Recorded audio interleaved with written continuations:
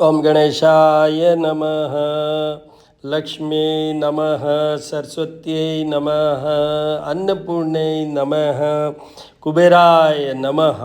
आज शुक्र देवता के लिए हम कर रहे हैं, तो ओम ह्रीं श्रीं शुक्राय नमः। ओम ह्रीं श्रीं शुक्राय नमः।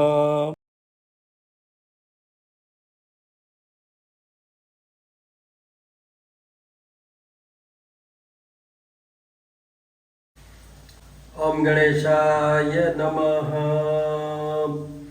आज मैं आपको बता रहा हूँ शुक्र ग्रह को सुधारने के उपाय, शुक्र ग्रह को प्रसन्न करने के उपाय।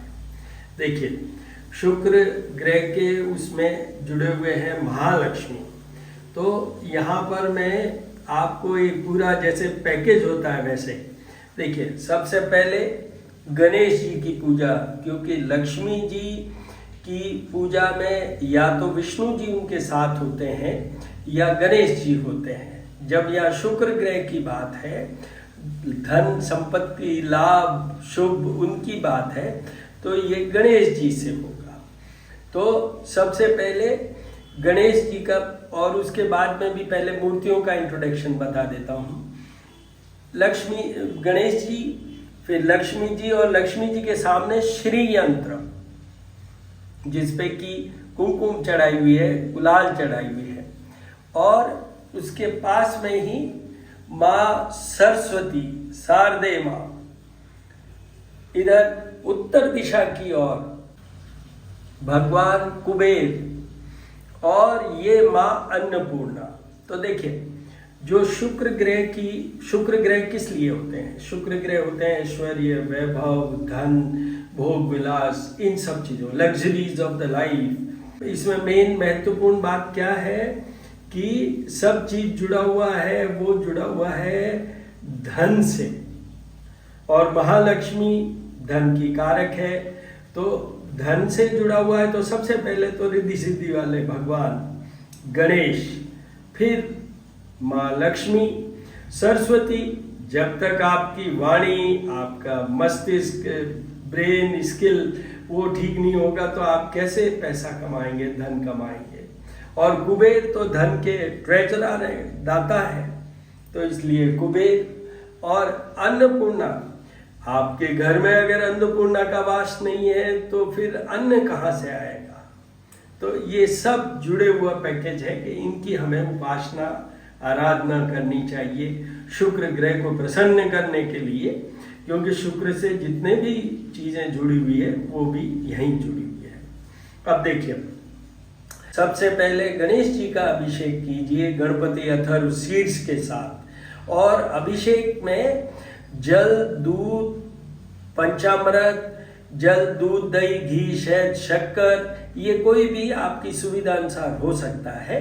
बट नॉर्मल कोर्स में या तो ले लीजिए जल, सीधा पंचामृत, फिर वापस जल, या फिर जल, दूध और जल, और पूरा फिर पंचामृत कीजिए, ऐसा जैसा आपके लिए संभव है। तो सबसे पहला जो उपाय है शुक्र को ठीक करने, उसमें गणेश पूजन है, और उनका ये गणेश पूजन के साथ में गणपति अथर्व शीर्ष, जो कि अथर्ववेद का सबसे बड़ा मंत्र है, श्लोक है, स्तोत्र है, वो कीजिए। उसके बाद में इनको दुर्वा चढ़ता है, सफेद मंदार का पुष्प चढ़ा हुआ है, गुलाब का पुष्प या कोई भी रेड कलर का पुष्प चढ़ाइए, ये गणेश जी। साथ में ही बिल्व पत्र भी चढ़ेगा, बिल्व पत्र गणेश जी को भी चढ़ाइए, माँ लक्ष्मी को भी चढ़ा हुआ है, आप देखिए। गणेश जी की हो गई। अब महालक्ष्मी का अभिषेक होना है, वो होना है श्री सूक्त के साथ। श्री सूक्त आप मेरा हमेशा सुनते होंगे, हिरण्यवर्णा हरिणीम सुवर्ण रजस्त्र जाम चंद्रायणमयी लक्ष्मी जात वेदुमा।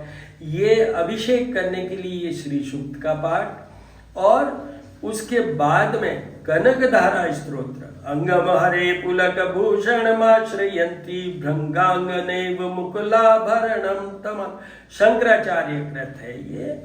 तो जो अभिषेक है वो श्री सूक्त से कीजिए, फिर कनकधारा स्तोत्र को 3 बार आप बजा लीजिए, पढ़ लीजिए, YouTube से मदद लीजिए इन सब में।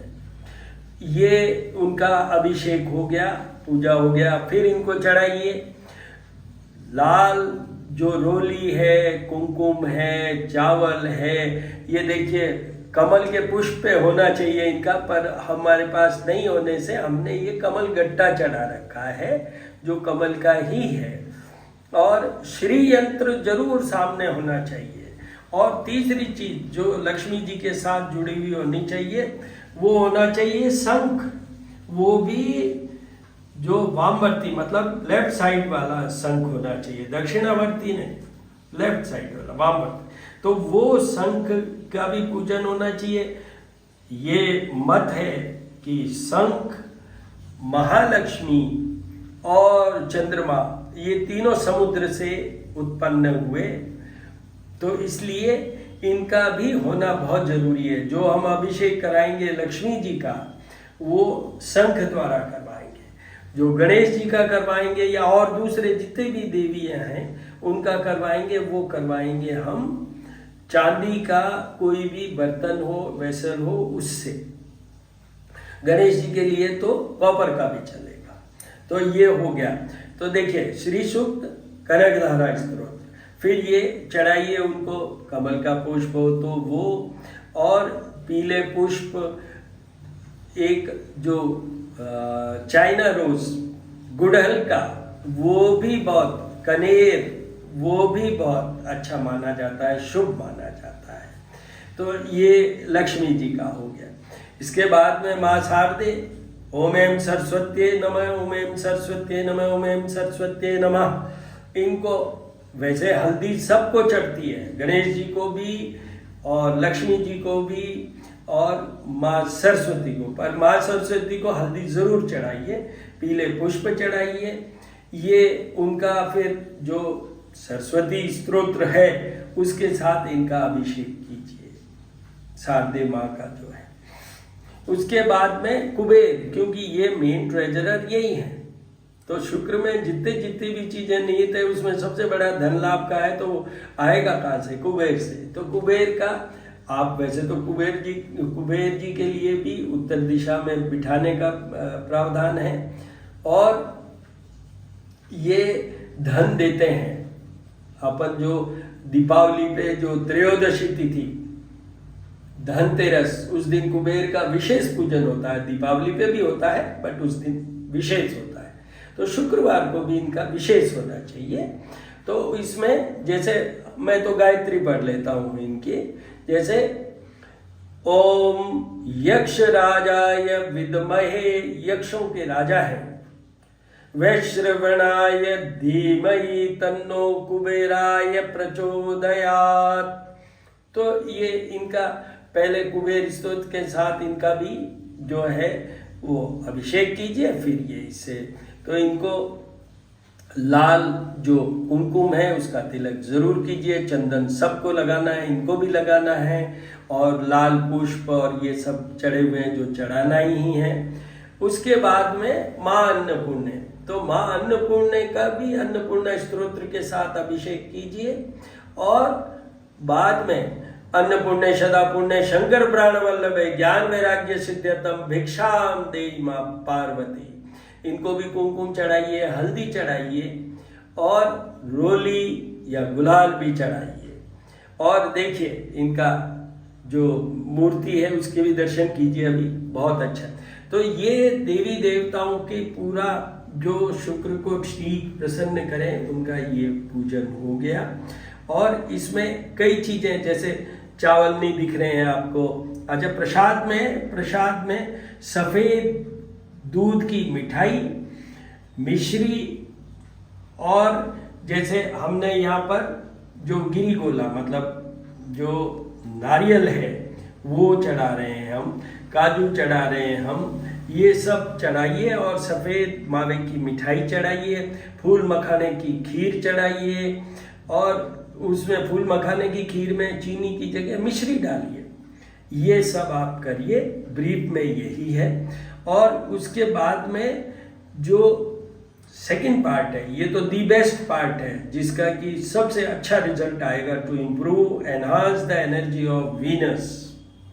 बट जो सेकंड पार्ट है वो है शुक्र के पौराणिक मंत्रों के जाप और पूजा वर्ष में एक बार करवाएं, पर कलयुग है 4 बार कराने का प्रावधान है। जो खीर या मिष्ठान है उसमें केसर भी डालिएगा। तो मैंने जैसा कहा कि पौराणिक प्रचलित मंत्र है शुक्र का, उसके जाप और पूजा करवाने चाहिए। और जैसे मंत्र हिमकुंद मृणालाभम दैत्यानां परमं गुरुम सर्वशास्त्र प्रवक्तारम भार्गव प्रणमाम्यहम, भार्गव प्रणमाम्यहम। तो इसके एक बार एटलीस्ट साल में वर्ष में करवा लेने चाहिए।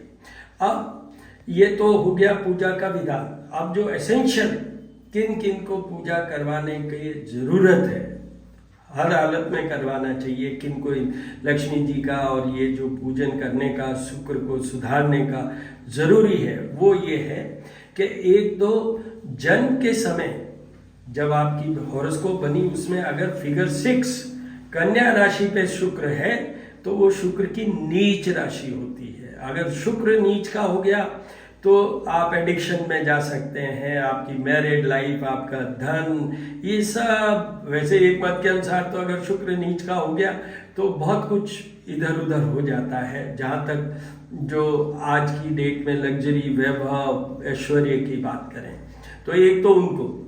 दूसरा, जिन लोगों के शुक्र 12th हाउस में, 6th हाउस में और 8th हाउस में और 3rd हाउस में जिनके भी प्लेस्ड है उनको भी करने चाहिए। और यहाँ पर पर्पस दूसरा है, वहाँ तो था कि शुक्र नीच का है तो विल हैव नो एनर्जी, शुक्र will not have any power, तो उनके बिना तो फिर वो तो एक तरीके से सब वो हो गया।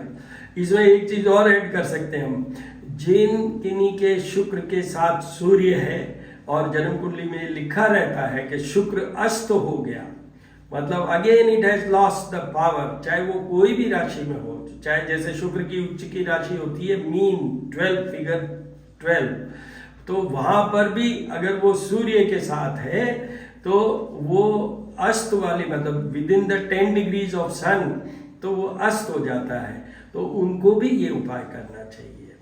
तीसरा, जैसे मैं बता रहा था कि 3rd, 6th, 8th and 12th वो है टू चेक योर जर्नी, मतलब आपका मन का भटकाव नहीं हो, आपके रिलेशनशिप नहीं हो, आपका एडिक्शन टाइप कुछ नहीं हो, आपके बैड हैबिट्स कोई नहीं हो, आपकी लाइफ स्टाइल अच्छी रहे, उसके लिए इस तरीके के प्लेसमेंट होने के बावजूद भी आपको पूजा करनी चाहिए, उपाय करने चाहिए।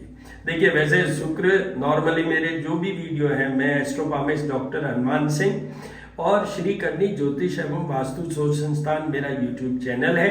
मेरी डॉटर है तुषार चारण, उनका जो यूट्यूब चैनल है वो है अबंडेंस एंड ग्रेस। तो मैंने हर वीडियो में शुक्र वाले में ये कहा है कि शुक्र किसी भी घर में नॉर्मल कोर्स में बहुत ज़्यादा खराब नहीं माने जाते हैं, 12 हाउसेज जो हमारे हॉरोस्कोप में होते हैं उसमें। पर कुछ कुछ हाउसेज जैसे मैंने अभी बताया उनमें उनका इफेक्ट कम होता है या डिफरेंट होता है, उसमें इविल फोर्सेज ज़्यादा आ जाते हैं, तो you just leave your path, मतलब आप डेविएट कर जाते हैं। अब एक और बता रहा हूं कि गोचर, जैसे प्रेजेंट पोजीशन ऑफ शुक्र की बात करें तो जैसे गोचर में आजकल जैसे कर्क राशि में चल रहे हैं शुक्र, तो गोचर में भी अगर 3rd, 6th, 8th और 12th हाउस में शुक्र चल रहे हैं तो भी उनको कुछ कुछ पूजाएं जरूर करते रहना चाहिए। मैंने अभी जो गोचर की बात की है, गोचर का मतलब होता है the present position of planets in reference to your rashi, आपकी राशि से शुक्र कहाँ चल रहे हैं, 3rd हाउस में चल रहे हैं या 6th में या 8th में या 12th में, ये मैंने आपसे कहा है, वो गोचर कहलाता है।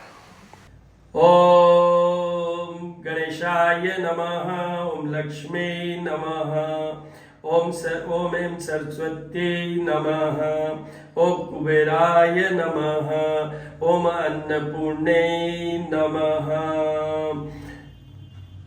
सभी के दर्शन कीजिए, आनंद लीजिए, आनंद लीजिए। एक बात मैं और बता दूं कि यहाँ पर दुर्गा माँ का नहीं है, अदरवाइज स्त्री सती पूजन साथ होता है, पर वो शक्ति से जुड़े हुए हैं।